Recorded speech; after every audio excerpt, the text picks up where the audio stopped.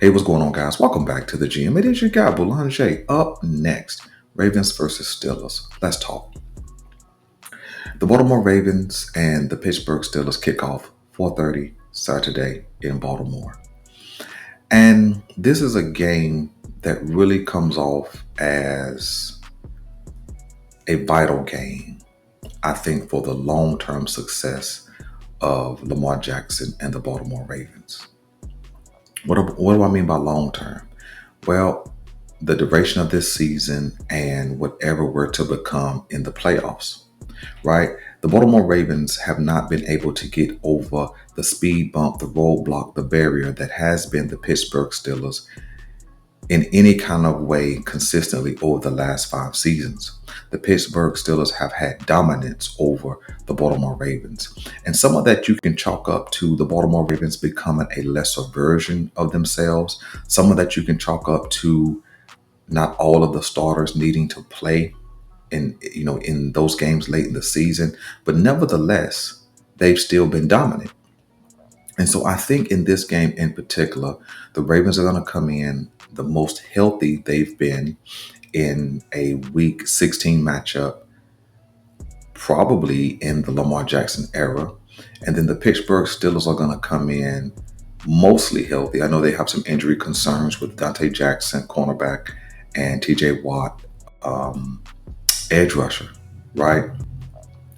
And maybe even George Pickens, wide receiver.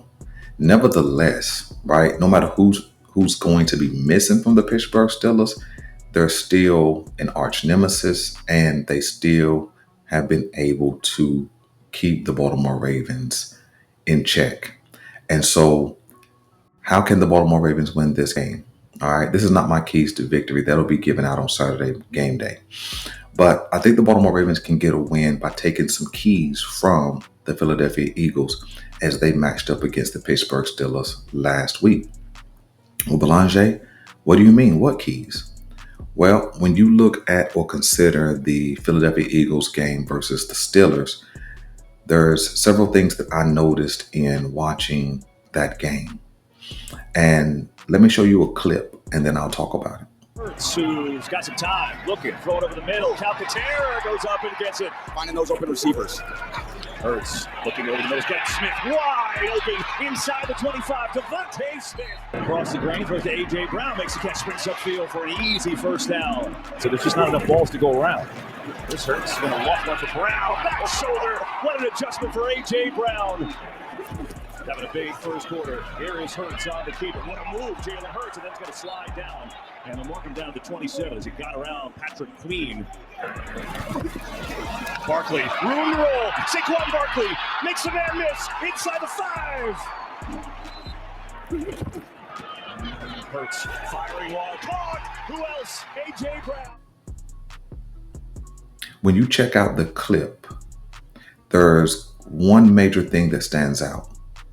The Philadelphia Eagles went right at the Pittsburgh Steelers and they targeted the middle of the field. When you see the A.J. Brown catches, when you see the Devontae Smith catches, where you see them? Mostly in the middle of the field or the middle of the field area, right? When you watch Saquon Barkley run the ball, he's running right at the line, not really trying to get around the edges and things like that. And I think that's the thing that we can do well against Pittsburgh. We have the talent and the weaponry to do that, right? When you have Mark Andrews, where does he get off best? Middle of the field. Isaiah Likely, where does he get off best? Middle of the field. And then we know that our crossing routes and our underneath routes, they mostly do the most damage in the middle of the field, especially if the block is solid and Lamar Jackson can have time to step up in that pocket. And so I think that there's no reason why we shouldn't be able to attack those same elements. You see, the truth is Patrick Queen is not a great pass defender. So why not make him be in pass coverage? That was one of his flaws as he was a Baltimore Ravens. That's one of the things he got knocked for over and over and over. So why not put him in pass coverage? Why not make him do the thing that he's not great at. He's great at other stuff. He's great at playing sideline to sideline. He's great at playing downhill. He's great at blitzing. But pass coverage is something that he has some deficits in. So put him in pass coverage. Let's see if he can cover Isaiah Likely. Let's see if he can cover Mark Andrews, right? And so I think that's one of the things we absolutely can do. Now, granted, the Philadelphia Eagles personnel offensively, offensive line is a level above or several levels above the Baltimore Ravens. They may have the best offensive line in the league. The wide receiving corps, they're a couple of levels above what we have in Baltimore. And then the running back room, Saquon Barkley versus Derrick Henry.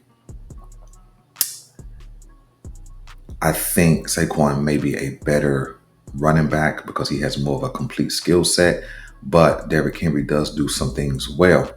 And so what Derrick Henry can do well is go right at the Pittsburgh Steelers. I think this is the type of game that we keep things simple, right? We do simple things and we do the simple things well. I think that's how we get out of this game with a win. Do the simple things well. Don't do those things that keep us behind the sticks, like lining up with illegal formations, holding penalties, jumping off sides, negating big plays, things of that nature. Because we saw all of those things when we matched up against Pittsburgh the last time. And for goodness sakes, hit the kicks, right? I think that to take some pressure off Justin Tucker in this game in particular, when we get down in scoring territory, we need to put the ball in the end zone. That takes that pressure of having to hit a 45, 50-yard field goal off of Justin Tucker, right? I don't have the utmost confidence in Justin Tucker at this point. I think it's more advantageous to keep Justin Tucker on the sideline if we just put the points on the board. And so I think just do the basic things. The basic things I think will be enough to win this game, right? Because in truth, if our defense continues to play solid, not elite, not great, but solid and consistent, and we don't give up those big, deep passes to George Pickens and the crew, I believe that we should win this game by 10 points. I'm not going to give the scores yet. All of that stuff will come out in Keys to Victory. So listen, that's my thought, man. I think we can take those tips from the Philadelphia Eagles and we can replicate those things. We have some talent that's similar. We have some scheme that's similar, although the personnel on both teams are vastly different. But I think Lamar Jackson absolutely makes those guys better. Right? So where they have the talent at wide receiver, offensive line, running back, I think Lamar Jackson is the multiplier. And so those are my thoughts, man. Let me know what you guys think, right? Do you think that we could take some things from the Philadelphia Eagles and replicate those this week in order to get a win? Or what do you think the Baltimore Ravens need to do to get a win on Saturday? I'm your guy, Boulanger. This is the GM, and I'm out.